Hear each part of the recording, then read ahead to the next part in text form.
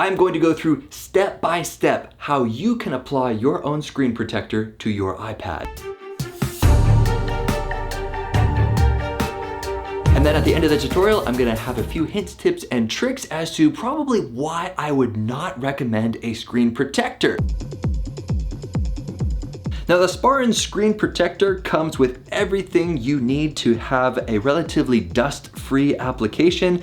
In case you're wondering, dust is your #1 enemy when applying a screen protector. First of all, make sure your hands are relatively oil-free. It's kind of impossible, but wash your hands beforehand. Then you're gonna be using the 2 sticker guides to essentially act as a hinge to put the screen protector in its position on top of your device. Be sure those stickers are really well stuck on there, because if they get unstuck, like in my particular case, you're gonna have a dickens of a time trying to align this thing. Then once your hinge is in place, go ahead and open up the book, and now it's time to clean all of the dust off. First of all, you're gonna be using the wet cleaning wipe.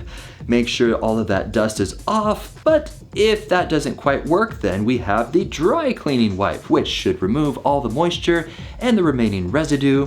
Now it should be relatively dust-free, but if you have that little eyelash still there, don't try to flick it off with your oily finger, but instead get the dust remover sticker and slap it all over the place and get rid of those last-minute dust particles. Finally, peel off the protective film.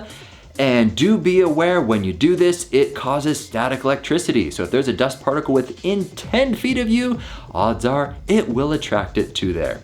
After peeling off the protective film, go ahead and drop the screen protector right on there, and it should adhere right onto your device screen. Then press the center of the screen. It's best to work from the center to the edges.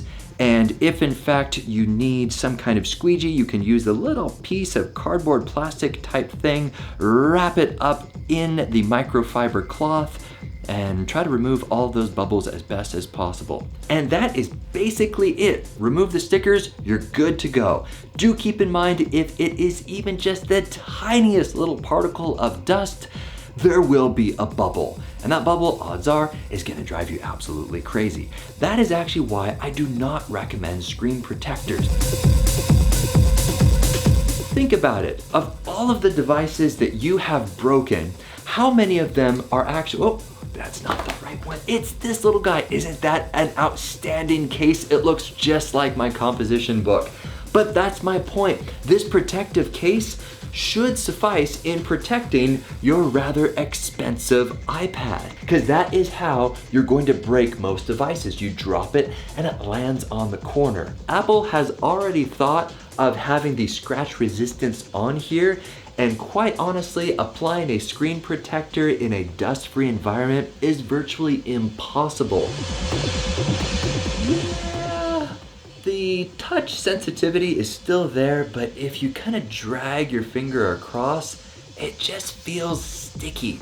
It's just not as smooth as that original glass underneath. And Apple put a lot of research into their own glass. So if you really think that a $10 or $15 piece of glass is gonna add to your user experience, you're probably kidding yourself. Let's be honest, I'm just here to be real. It might be worth the $10 or $15 for you to actually get the Sparin screen protector, but honestly, just get a good case. If you're curious what iPad I got, or what this cover is, or even the screen protector that I'm reviewing, it's in the description below. Hopefully this helps.